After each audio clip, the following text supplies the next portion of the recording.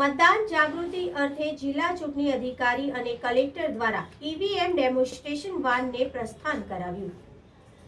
આગામી લોકસભા સામાન્ય ચૂંટણીમાં મહત્તમ મતદાન થાય તે માટે મતદાન જાગૃતિ અર્થે જિલ્લા ચૂંટણી અધિકારી અને કલેક્ટર શ્રી અતુલ ગોર તારીખ 17/1/2024ના રોજ સવારે 11 કલાકે કલેક્ટર કચેરી ખાતે ઈવીએમ ડેમોન્સ્ટ્રેશન વાનને પ્રસ્થાન કરાવશે।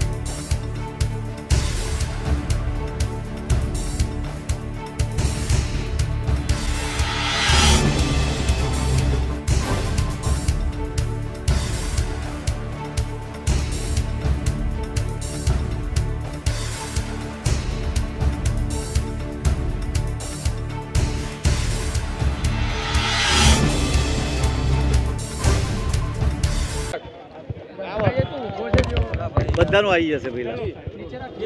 ભારતના ચૂંટણી પંચ દ્વારા વડોદરા જિલ્લાને 2 ઈવીએમ નિદર્શન વાન પ્રોવાઈડ કરવામાં આવી છે।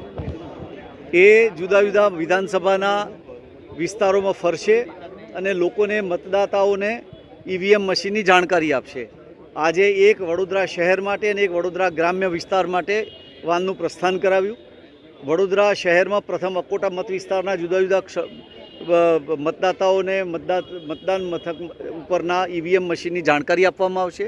ત્યારબાદ અન્ય 4 શહેર વિસ્તારના વિધાનસભા મતક્ષેત્રમાં અને ત્યારબાદ પાદરાની જે વાન જે છે પાદરા વિધાનસભા મતક્ષેત્રનું કામ પૂરું કરી અન્ય 4 ગ્રામીણ વિસ્તારના એટલે કે ડભોઈ, કરજણ, સાવલી અને વાઘોડિયા મતક્ષેત્રની અંદર પણ પોતાનો નિદર્શન કરશે। વાનની સાથે એક નોડલ ઓફિસર, એના બીએલઓ અને એક પોલીસ કર્મચારી તૈનાત છે અને તમામ મતદાતાઓને ખાસ કરીને પ્રથમ વખત મતદાન કરવાના એવા મતદાતાઓને મારી વિનંતી છે કે આપ આ મતદાન માટેનું મતદાન મશીન કેવી રીતે કામ કરે છે એની જાણકારી મેળવો અને લોકશાહીને સુદૃઢ બનાવો। આપ સર્વેને શુભકામનાઓ। જય Hind. Subscribe now and press the bell icon. Never miss an update.